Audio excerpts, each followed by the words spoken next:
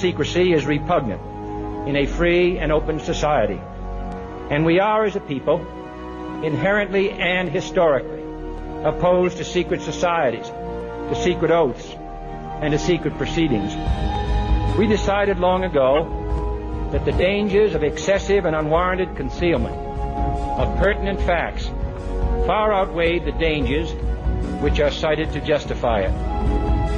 Hello, this is Dane Wigington with GeoEngineering Watch Radio, Global Alert News for March 26th, 2016. This show is broadcast throughout Northern California on KQMS Saturday mornings from 6 to 7. I say this for our internet listeners that are not aware of that. This is an hour-free commercial news broadcast. It's paid for out of pocket, so there's no commercials. There's too much to say and too little time to say it. And I can say what I want within reason, thanks to the KQMS management, who have been very honorable, because we don't have any sponsors to tell us what to say. Another week's passed. The conditions in the asylum are continuing to worsen by the day. And the inmates, us, are in general still completely oblivious to the conditions around them. I'm not speaking about those that are awake. I'm simply speaking about the majority still oblivious. Starting with the constant toxic aerosol spraying circus, again, that occurs over our heads almost every single day. Silvery, white, milky skies, crisscrossed with trails going all different directions. In between days that you might have some sort of break in it where apparently they stop flying with the same atmospheric conditions. They're obviously still flying. And if you live in a quiet location like I live in, you can hear the jets on those days when the obvious in-your-face spraying isn't going on. If you look hard, you can find them, but they're leaving no trail whatsoever. But it seems common sense is not so common anymore in our society, so the vast majority will believe whatever they're told, that buildings fall down that never got hit with anything, like Building 7, or that the otherworldly views in our skies from this climate engineering circus that's going on is just, quote, normal. So, again, lots of things that the population is choosing to believe without questioning or investigating anything. Let me give a timeline.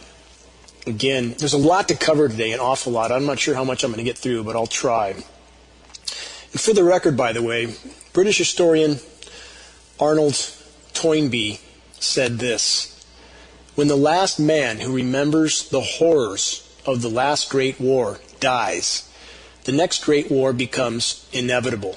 We're there. We're absolutely there.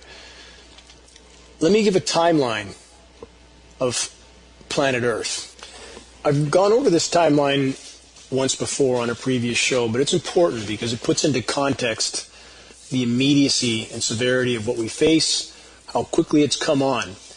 If we take the Earth's time frame of existence of 4.5 billion years and we overlay that during the period of a 1 week time frame, that would be about 660 million years per day. Just to put into context, again, how quickly we've done what we've done to the planet. So if we, again, take that 4.5 billion year time frame, each day being 660 million years, the human race has done what it's done to the planet in 1/40th of a second before midnight on the last day. Think about that. The time frame under which we have decimated the planet, with geoengineering, climate engineering being at the top of the list, is the blink of a geologic eye. Anyone who thinks the current paradigm can keep going much longer is simply, again, not living in reality. Now, as I've tried my best to express over the last decade and a half, as the biosphere implosion accelerates, again, the industrialized, militarized, societal illusion of perpetual expansion on a finite planet with finite resources becomes impossible to maintain. The power structure will become more dangerous than ever before. This time is now. The false flag terror attacks will continue to increase.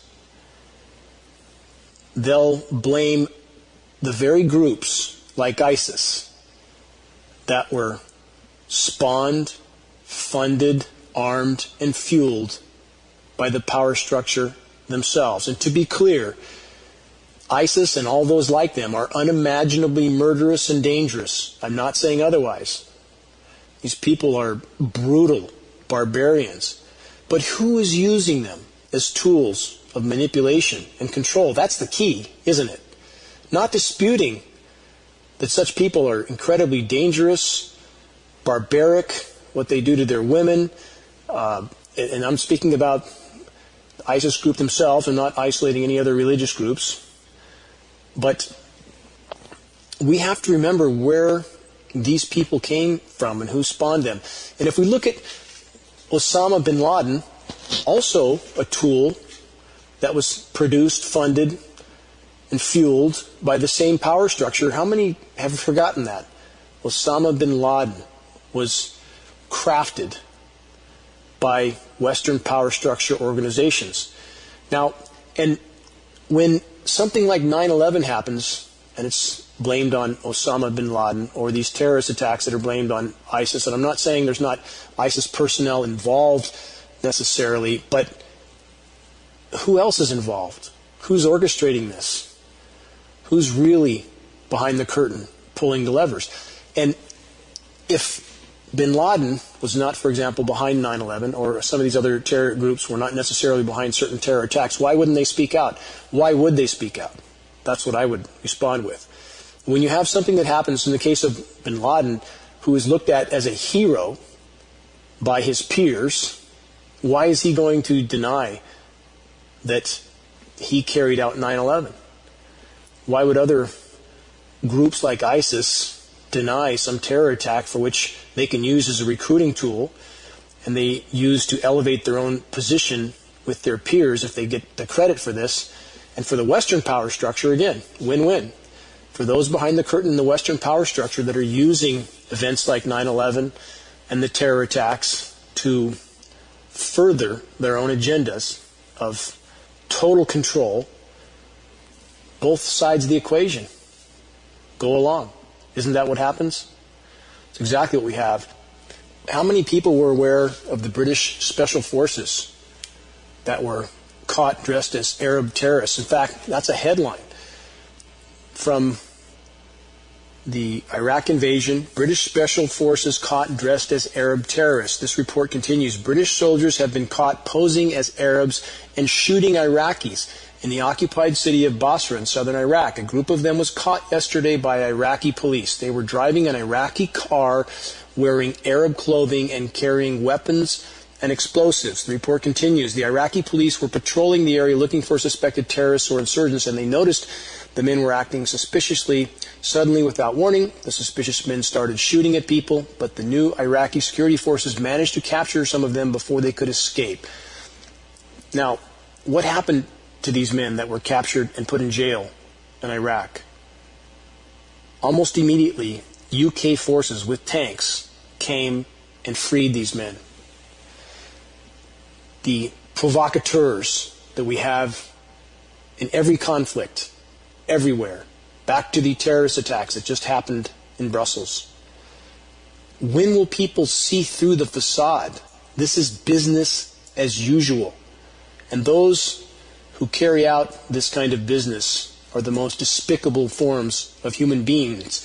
And they come in many arenas, a great many arenas, those even around us, whether they be journalists or agency people who are perhaps hiding things from the public that the public has a right to know, contaminations, i.e. in the case of the massive amount of metals falling from our skies, for example, or the kinds of hiding of government improprieties, military improprieties that we see, because somehow we're told it's anti-patriotic. It's anti-patriotic to tell the truth. What kind of a world is that? What kind of patriotism is that? That's all I'm asking. And what about the real patriots like the Navy SEALs who supposedly were involved with the charade of the now dead Osama bin Laden? Part of the theater. Again, part of the theater. They're all dead. Now, how patriotic is it to support the official story on the Osama bin Laden, again, charade that was made so much of in the media, and then those who knew better, the Navy SEALs that supposedly carried this out, all end up dead, covering the tracks, absolutely covering the tracks. Let's talk about, just a quick reminder, rather, on Pat Tillman. And those who say they're patriotic and that don't truly know of or understand the Pat Tillman story, you have some homework to do, literally. If you truly call yourself patriotic, research the Pat Tillman story from the side of his parents, for example. Pat Tillman was the most honorable of men, and he was killed by our own military. Why? Because they knew he would come home to the USA and disclose the total U.S. military criminality that he had witnessed. They knew this, and the record bears this out. He was already talking to people at universities about sharing his story. So what happened? They took Tillman out, staged an ambush. He was shot 3 times in the head at close range by other U.S. military personnel. His belongings were burned. They fabricated a lie about how he died that eventually did not hold up. And what we have is an assassination on our hands. So the propaganda continues and continues and continues. And the American public, again, we're between the hammer and the anvil. A criminally insane power structure and a population that just doesn't want to know the truth. So what happens on our mainstream media still? Fox News, for example, the NRA propaganda. And that's what it is. And we have Fox News putting out stories that try to stage. I saw a commercial that was astounding. And I'm not saying people don't have the right to own a weapon. I'm not saying that. I have a concealed weapon permit. I live in a remote area. And it's appropriate. And I'm not saying others shouldn't have the right, but I'm saying when you have mainstream media propaganda showing NRA people in a commercial that outlines some scenario of U.S. citizens facing ISIS on the homeland, what a pack of propaganda that is.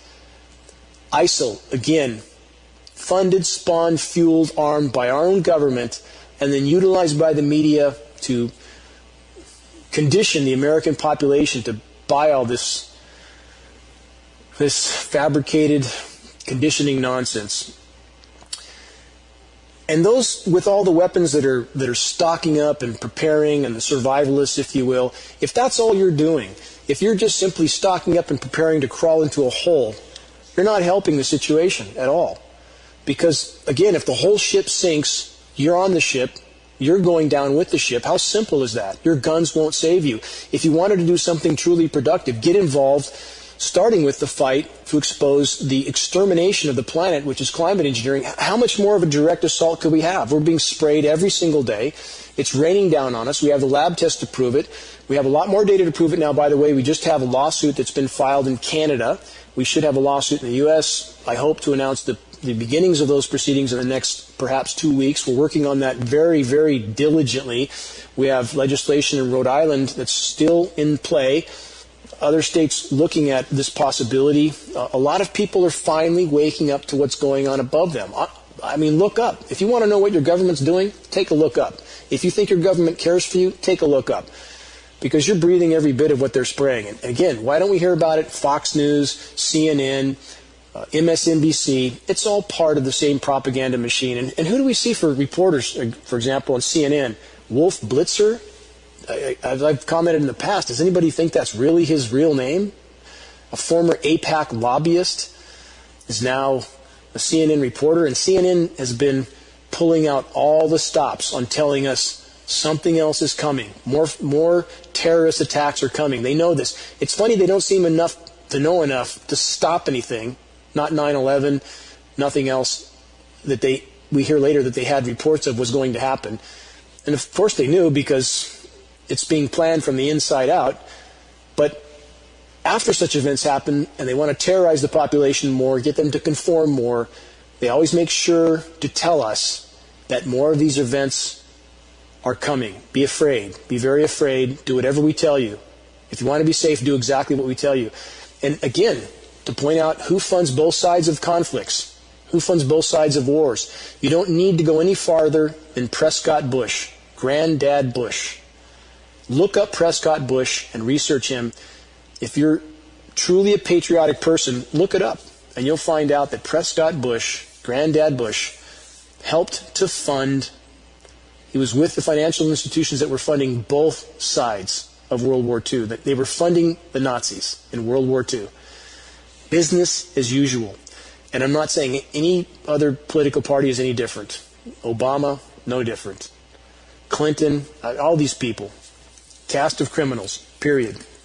Now, again, I state that our military is certainly the most capable on the planet. There's no question about that. If they wanted to take down ISIS, they could have done it any time they felt like it. Just like Osama bin Laden, when he was trapped in the hills in Afghanistan, they could have taken these people out any time they wanted to. It's just simply a big game. It's a big theater, and we need to wake up to it. Our military brothers and sisters need to wake up to the fact that they're being used as mercenaries by the power structure against any and all that oppose the power structure, including their own citizens.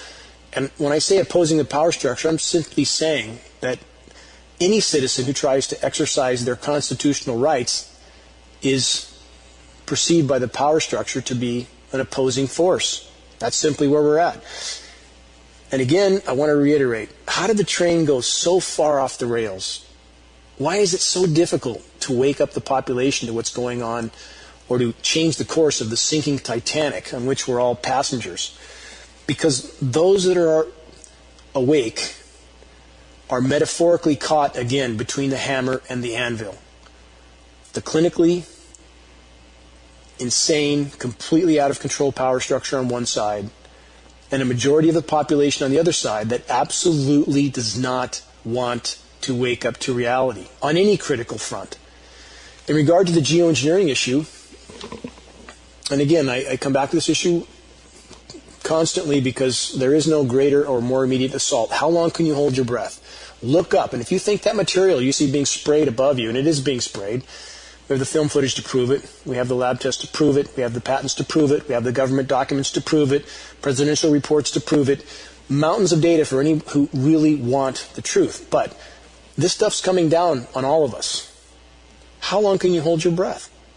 And whatever challenges we face, if we're not thinking clearly, and we have statistics again from institutions like MIT, Massachusetts Institute of Technology, for those that don't know what that acronym means, world-renowned research institution telling us in less than 10 years, in fact less than 9 years now, every other child will have autism. Every other one. And do you think the one that's not diagnosed is going to be healthy? Of course not, because we're all swimming in the same sea of toxic elements, starting with what's going on above our heads.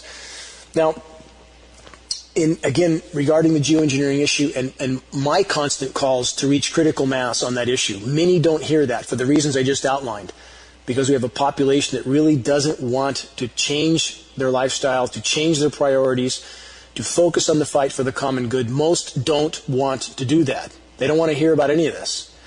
So when I constantly bang the drum that we must reach critical mass, even filing a lawsuit and taking other measures to try to expose climate engineering, all of which we're working on, all of that is still part of trying to raise critical mass, without which we have no chance. So when I, for example, try to stress this, many people don't hear it because what they want me to tell them is that here's a petition you can sign and everything will be fine. Just do A, B, and C and the reset button will be hit and everything will go back to the way it was. Click your heels and you'll be back in Kansas like Dorothy in The Wizard of Oz. It's not going to happen. It's not going to happen. We're through the guardrails. The planet we've known is done. It's not coming back. If we're lucky, we can salvage a planet that might support life still. That's how bad our situation is. But does that mean we sit down and do nothing? I don't know how anyone in good conscience can do that. I can't do it. An example I've used in the past, if your child was in a burning house or perhaps in a car that just crashed into a lake and was sinking, in either case, would you sit there and do nothing because the chances of success maybe weren't as good as you would like? Is that really what a loving parent would do? No. You, with every fiber of your being, do whatever you can to salvage the life of your child. Period. It's an obligation. It's not an option.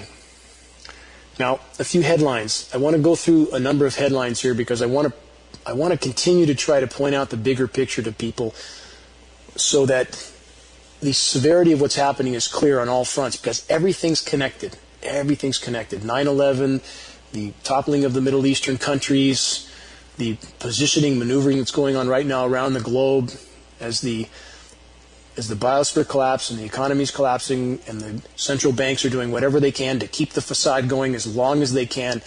Militaries are maneuvering because, especially for the military empire, the United States, that's the last option. To play the military card is the last option. And we're there. It's happening now. The only way we are going to avert certain total cataclysm, certain mathematical extinction, is for a complete change in direction. And that can't happen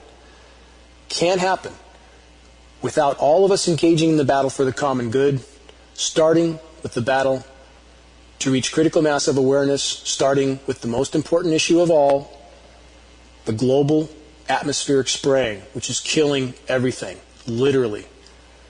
So whatever the agenda is behind it, again, weather warfare, they're trying to hide the methane mass expulsions in the Arctic.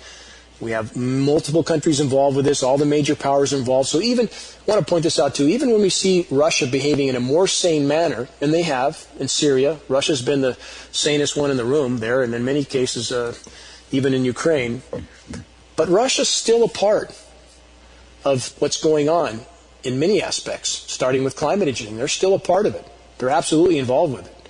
So don't think that there's not collusion and collaboration between all these major global powers. There absolutely is. And they all have various issues on each other. Do you think Putin doesn't know exactly what happened on 9/11? Of course he knows. But the U.S. certainly knows things that Putin has probably been involved with as well. It's like mafia families. They all learn to live and get along, and at certain points some might behave more sanely than others, but they're all a part of it. The biggest and most destructive mafia family right now is that family with the largest military by far, and that's the U.S., simply the way it is. So if you want to know how everything connects, let's go through a few headlines. And listen to the headlines. I'll try to give a brief commentary on each so you can try to connect the total dots. Again, the biosphere is imploding. The economy will follow. It must follow because the environment's not going to produce anymore, so the facade not on the scale it has, so the facade cannot be maintained. So the artificial stimulation of that economy, it's on life support right now, is continuing from the central banks. So here's some headlines from around the globe. Here's one. Central banks are already doing the unthinkable. You just don't know it. This headline refers to the printing of money from all the central banks in all countries to artificially stimulate economies, to keep people making things that we don't need, that aren't being bought, like car companies that are buying their own cars to keep their sales numbers up, snake eating its own tail. That's what that headline refers to. Second headline, helicopter money. Global central banks consider distributing money directly to the people. They're already pumping money out to the stock markets, industry, and so forth. And this is, again, how the whole system has been run. We're into negative interest rates. I'll get to that in a moment. So they're actually paying people to take loans, to take money. And that's really when you're near the end of the line. And so now they're considering actually distributing funds to certain portions of populations in certain countries. This is the central banks. Again, there's nothing federal about the Federal Reserve for those that don't understand the monetary system. The Federal Reserve in the United States of America is private bankers who invent money out of thin air, period. And those who do that run the military, they run everything else. State governments, local governments, they run everything. That's how the system works. Another headline, why investing in silver is vastly superior to investing in gold. Now, I would argue that if you don't have enough to eat, that silver's not going to taste very well. Can't do much with it. There may be a window where it makes more sense, and certainly it makes more sense than the printed, fed fiat money that could be devalued at any point in time. But we know the heavy metals are unimaginably manipulated. And another interesting point about silver. I asked a number of silver dealers, how do I know that the coin I'm holding is really pure silver? And I was really astounded to find out that none of them could give me a satisfactory answer, nor could they prove to me in their store in any manner that it was truly pure silver. Could there be such a government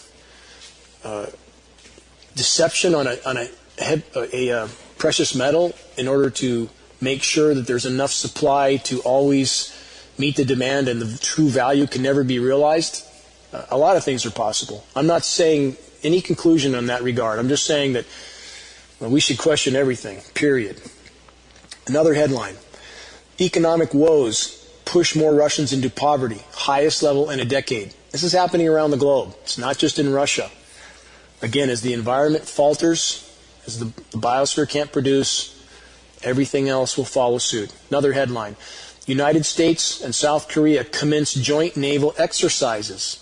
How would we feel if Russia was perhaps in some naval exercises just off the coast of San Diego with Mexico, or perhaps with Cuba off the coast of Florida? How would we feel about that? And that's what the U.S. does all over the globe. That's what they're doing. Provoking, pushing people into corners. It's exactly what's happening because the central bankers run the military-industrial complex, which dictates what our troops do. So no matter how honorable our men and women in uniform are with their motives for going into the service, and I don't doubt they have honorable motives, but the motive only goes so far. When we reach the point where there's things that they should know or should have known and should have acted upon and didn't, at what point does responsibility come into play? I'm begging our military brothers and sisters to look at the bigger picture. And I've had them come talk to me after presentations on geoengineering. I've had soldiers from Iraq, Afghanistan say that they all know that climate engineering is going on. All their units knew, other units knew. I'm thankful for this. I've said before, I'm communicating with a retired Air Force general, another military general, a major general. They know this is going on. They're spreading the word. So we do have a lot of good men and women in the U.S. military, but we need them to wake up. We need them to act. Another headline: South China Sea controversy. U.S. to deploy more troops at 5 Philippine bases near disputed Spratly Islands. Now, let's go back to weather modification. Let's weave that into this story as well. Remember Cyclone Haiyan, the strongest landfall cyclone ever recorded? Very anomalously increased in intensity right before it made landfall, even though it was already getting resistance from land. And that cut a swath through the Philippines. U.S. immediately deployed quote-unquote aid and began setting up bases. How convenient. How convenient. Like so many other locations around the globe, sub-Saharan Africa that was droughted out, U.S. bases put there. U.S. boots on the ground in 156 countries around the world. Does anybody think that's a coincidence?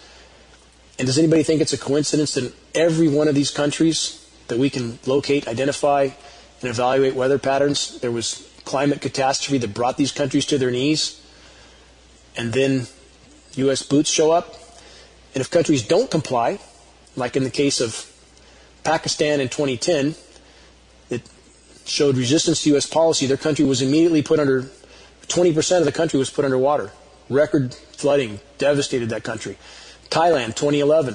Thailand refused the U.S. an air base that we believe the Thai government knew was for weather modification, and the Thai government refused that, and Thailand was immediately exposed to record flooding. What a surprise. A few more headlines. Just want to weave into the fact again that with the military-industrial complex, no concern for the environment, no concern for the devastation they cause around the world. Same is true for the industrial part of the military-industrial complex. Here's a headline: nuclear industry demands more, quote, efficient decommissioning rules. What does that mean, quote, efficient? It means they don't want the environmental encumbrances they have for decommissioning a nuclear plant. People that think nuclear power is some sort of green energy are delusional. And we have, quote unquote, climate scientists like James Hansen from NASA, who everybody in the environmental movements wants to worship. Hansen, in many ways, is just as big a coward as many others. He hasn't told it like it is. He pushes nuclear power. Fukushima may kill us all if other factors don't first, and here we have industry pushing for more efficient decommissioning, which means they can just bury the waste, for example, on the sea floor. How many people think that's a sane idea? Let's bury the waste on the sea floor, or let's bury it in the desert, or bury it somewhere. And people think nuclear power is some sort of benefit to humanity? Delusional. Another headline, new wind turbines taller than the Empire State Building. Another facade that quote-unquote renewable energy is in any sense renewable. It's not. Do you know how much fossil fuel it takes to build a wind turbine taller than the Empire State Building? Or as I went over in last week's show, or perhaps it was the weeks before, the pumping of seawater to the top of Antarctica to try to slow down sea level rise? This is truly a circus of insanity. And what will these wind turbines be in the future? They'll be rusting hulks sitting on the landscape idle. Something that might look like the image of, at the end of the very first Planet of the Apes movie with Charlton Heston, where he finds the rusting Statue of Liberty half buried in the sand on the beach. And that's what these wind turbines will look like. Just rusting hulks on an apocalyptic landscape after a human race that didn't want to face the truth is forced to face their fate instead. Renewable energy is simply a fossil fuel extender.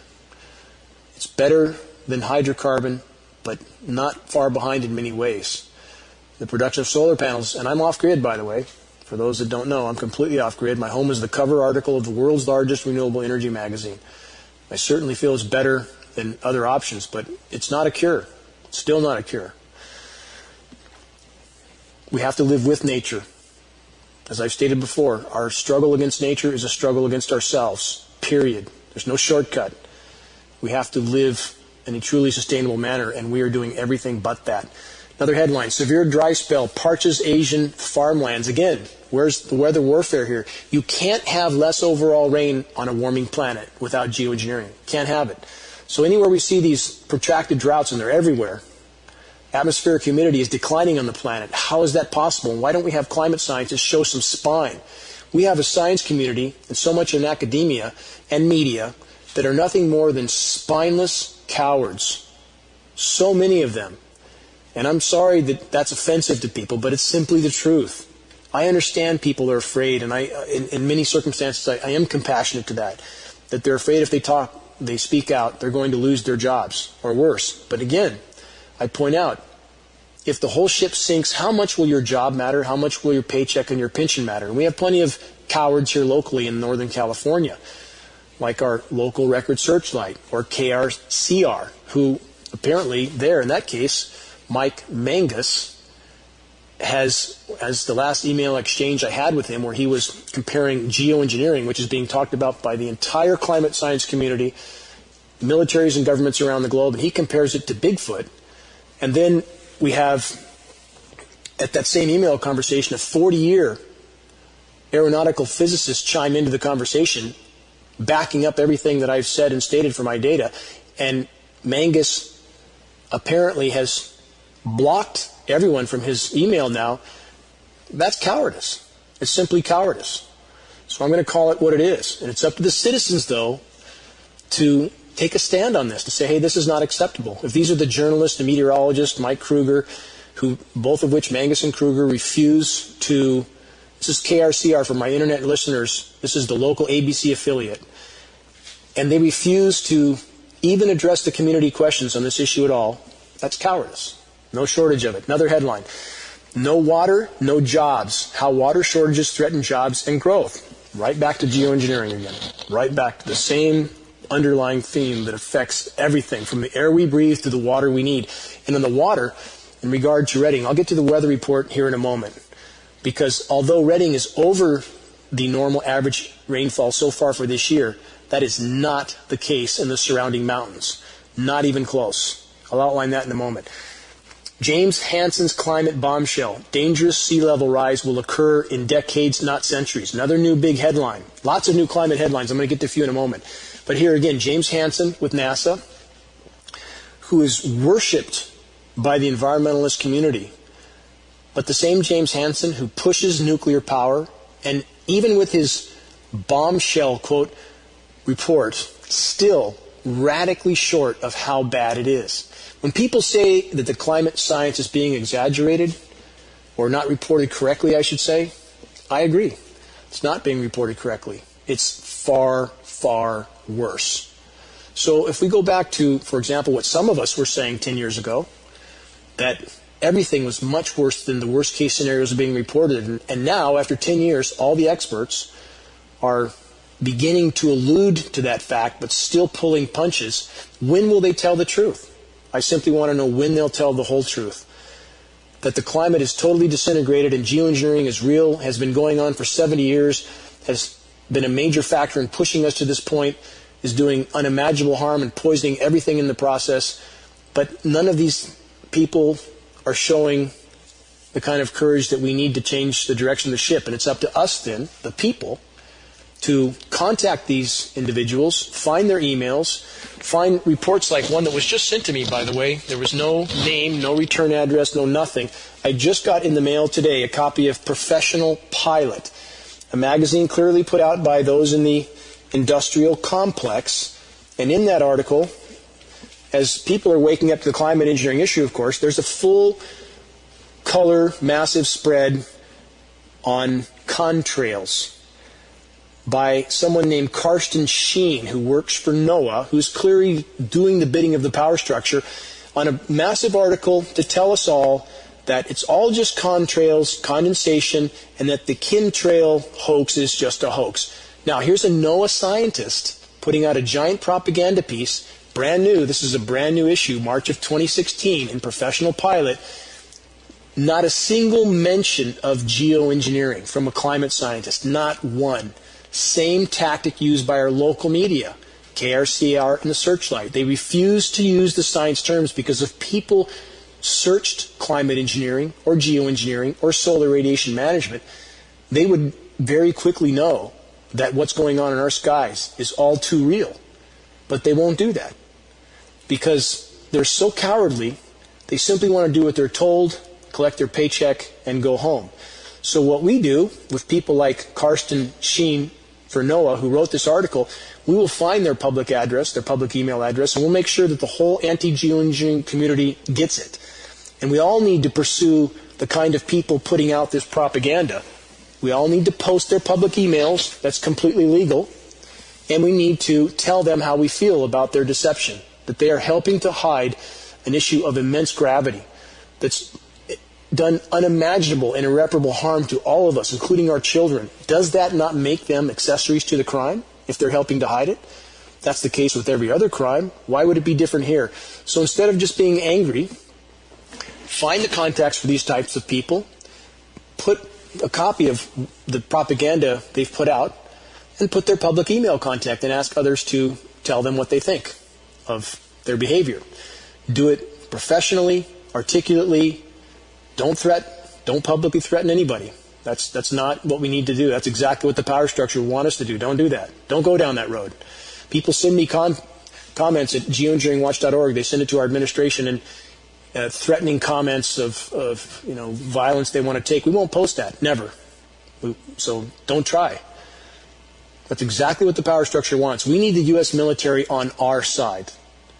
That's the only chance we have, to have our brothers and sisters in the military to realize that they are being manipulated by a very small group of global power into literally oppressing not just countries around the globe, but their own citizens. I want to get to a few more headlines. Climate disintegration, very real and present danger. These are all from the last week, by the way. We have scientists around the globe admitting to this finally. 10 record months in a row of global heat. 10 in a row. Record-shattering months. Not about Al Gore. For those who are stuck on Al Gore, please use your sense of reason. Gore did exactly what the power structure wanted, to make people hate him so much they would take the opposite position of anything Gore said, in spite of reality. Planet's not just warming, it's in total, full-blown meltdown. Climate engineering is making it worse, not better. No good in climate engineering whatsoever. Another headline. this is from the Washington Post, by the way, Energy and Environment section. We had all better hope these scientists are wrong about the planet's future. Again, because we have scientists now beginning to allude to the fact that we are in free fall toward a planet that won't support life if we stay on this course. If we stay on this course.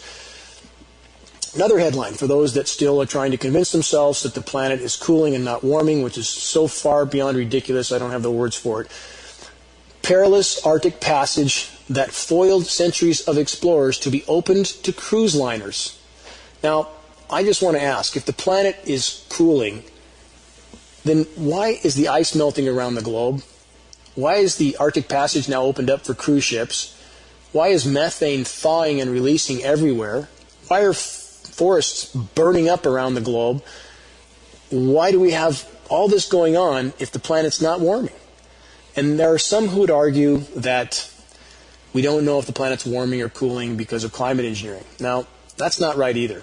That's simply wrong. There can be no legitimate discussion about the climate without climate engineering being first and foremost. That's true.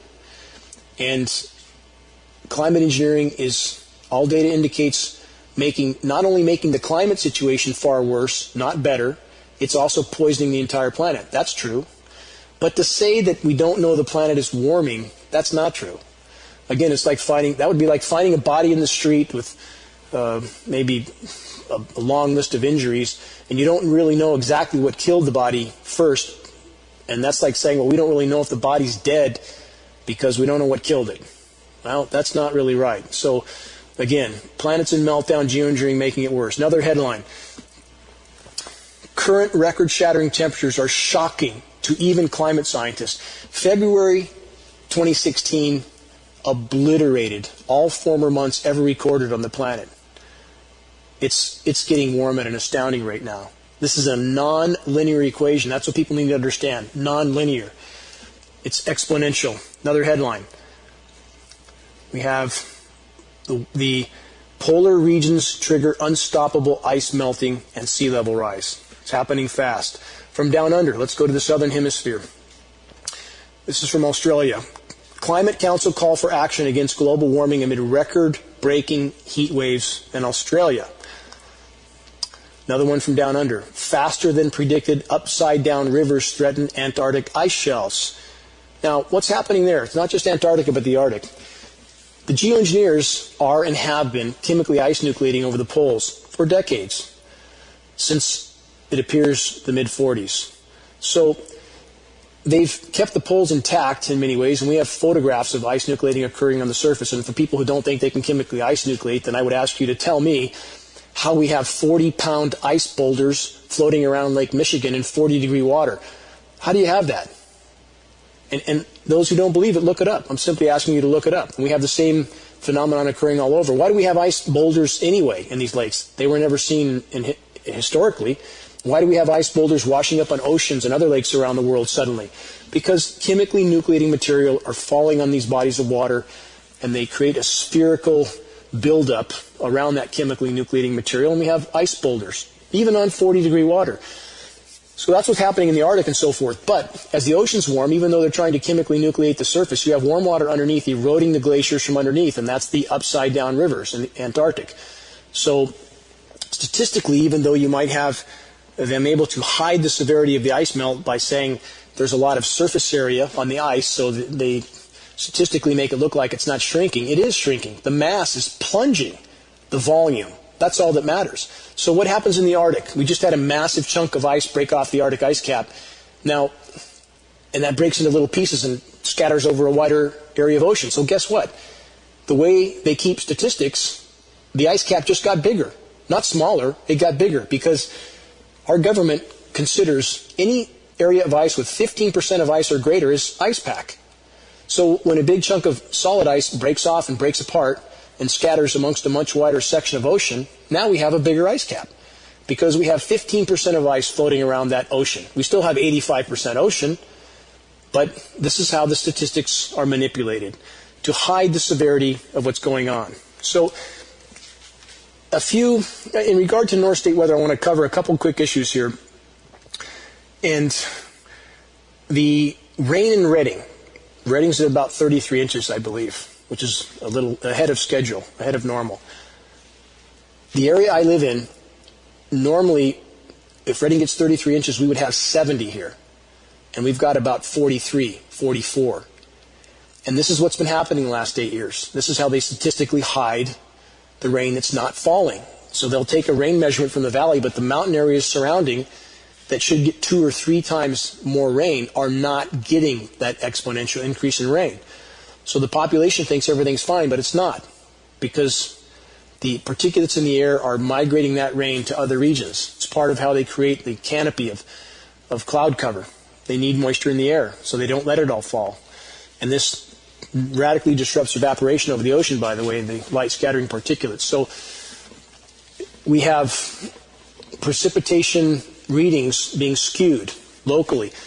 Also, further east, in between the weather whiplash of record warm temperatures, we have winter storm after winter storm after winter storm. We have Winter Storm Regis last week, Winter Storm Selene this week. This is theater. This is winter weather, engineered theater, warm water, thunderstorms, 80-degree weather on the warm side of the storm, and snow on the, quote, cold side. And we have the lying cowards at the Weather Channel, just like the lying cowards we have locally that I've outlined in local media and weather reporting, trying to explain away how come it's snowing at such warm temperatures and how can it be tornadoes and thunderstorms and 80 degrees on one side of the storm and rain on the other. This is climate engineering, and it's going to get worse fast. Wait and see. Now, on studies, for those, again, we have local media and other media trying to marginalize the geoengineering issue as if it's some sort of fabricated subject. We have the whole climate science community. So this morning, I, in very short order, came up with 22 recent studies since the 1st of 2016. And this is in, so less than 3 months, 22 peer-reviewed studies about solar radiation management and its impacts. And yet we have media trying to compare this with Bigfoot. So we're not getting the truth on any level about anything. Not about what's happening with ISIS, not about why ISIS even exists in the first place, about the imploding biosphere, the imploding economy, about the central banks printing money, about militaries maneuvering for World War III because they have no other cards to play. So again, when we have this many peer-reviewed science studies on a subject that is marginalized by media, and you know something's wrong. Let me read a few of these studies just to give you an idea of the titles and the study content. Here's one: Public Perception of Solar Radiation Management, the Impact of Informational and Evoked Effect. Now, what does this study involve? They're trying to find the best way to sell climate engineering to the public, because the public's probably not going to be too thrilled about being sprayed with toxic heavy metal and chemical particulates. So here's a little excerpt from that study. Quote, "In the present study, we used an experimental approach to examine factors influencing lay people, i.e. the population, who they look at as ignorant and not really capable of deciding whether or not they should be sprayed with toxic particles, of influencing lay people's perception of SRM, solar radiation management, and how information about SRM shapes people's evaluation of geoengineering technologies." This is just simply a very elegant way of saying we want to figure out the best way to sell this insanity to the public. Another climate science study, Climate Justice and Geoengineering. This is a collection of original and innovative essays that compare the justice issues raised by climate engineering to the justice issues raised by competing approaches to solving the climate problem. Again, this is a study that's eloquently trying to state that we want to sell climate engineering over any other types of approaches to solving the climate problem. And the other approaches are, hey, let's stop polluting the planet. Let's stop filling the atmosphere with greenhouse gases. But that's not what the military-industrial complex wants. They want to build more tankers, refine more aluminum, and dump more material into the sky because they're invested in that. So these types of reports go on and on. 22 of them here. I'll publish these fairly shortly. because I want this out in the open. But that's the kind of data that exists for anybody who looks at it, anybody who tries. Now, I want to go through some data very quickly. I'm almost out of time on this show because many have asked me what to do about their health. How do we stay healthy in a world that's unimaginably contaminated, microwaved, and dying? I'm not giving medical advice. I'm stating only what I do. And I'll do a much more thorough report in writing later, but I want to give a quick outline for those that are struggling with their health. Clean water, lots of it. Not necessarily distilled because that leaches the minerals out of your body. So I do a lot of clean water. Eat right for your type. Different blood types release what's called the blood lectin for different types of foods, and your blood type matters. There's a book called Eat Right for Your Type by D'Adamo. Great book. Highly recommend it. Fats are your friend. Don't stay away from fats, but make sure you find clean, healthy, essential fat lipids. Don't eat heavy meals at night. There's a saying in Lithuania, that's where some of my family is from. Breakfast you keep to yourself, lunch you share with a friend, dinner you give to your enemy. Keep that in mind. Don't eat heavy at night. No substitute for exercise if you're healthy enough to do it. Again, I'm only saying what I do, so that's all. I'm not giving medical advice. Cardio and resistance training are both important if you're healthy enough. Indoors is best. Supplements like turmeric, monolaurin, olive leaf extract, cayenne, garlic, ester C, calcium, magnesium, potassium, B vitamins. These are all important in a toxic world, and every one of us has health food stores around us. We can go to those stores, talk to a nutritionalist, and try to get on a program to help our body with the elements it needs to try to overcome the toxic bombardment it's being exposed to. Now, this is critical. Nasal infections, chronic and epidemic, and most of these, according to institutions like the Mayo Clinic, fungal in nature. So using antibiotics will only make it worse, and ENTs don't get this fact. Fungal infections are very difficult to get down and keep down. I use nasal sprays like olive leaf extract, colloidal silver, or I even mix my own with a 2-ounce nasal sprayer. You can use a half a pack of neti pot salt mix in that nasal sprayer. For those who live in Reading, you can go to Orchard Nutrition. They can put you right on track. The gals at Orchard Nutrition are very sharp. They know about the aerosol spraying. They know about the problems, and they can get you right on track. So in a 2-ounce nasal sprayer, half a pack of neti pot salt mix, 2 drops of eucalyptus oil, 2 drops of tea tree oil, and 2 drops of grapefruit seed extract. Mix thoroughly. Saturate the nose morning and evening. You can even use it as an inhaler to keep the fungal elements down because they tend to want to keep coming back and coming back and coming back. So, again, I'll get to a much more thorough written health article soon on what I do. And I want to stress again, I'm not telling anybody to do what I do. But these are some of the things, and I rotate different supplements so that I'm not taking the same thing all the time so my body doesn't become accustomed to it. Lots of sleep, also important. Get enough sleep at night. Now, on anything health-related, I do not and will not ever endorse or sell any product whatsoever. GeoEngineering Watch will never be commercialized in any fashion. So I want to make that clear. Keep your body alkaline, no sugars, don't feed the fungus. Fungus is now everywhere and in everything, killing everything. 70 to 80% of the species extinction rate, plant, animal, and insect, are fungally related. No antibiotics. Staying healthy is important if we are to fight the battles we fight. If we're not healthy and we can't think clearly, we're not going to get much done. Don't be afraid to face these issues head on.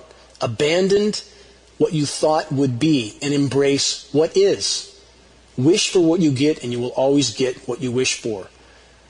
Face head on any challenges that are coming toward us. That's our best chance.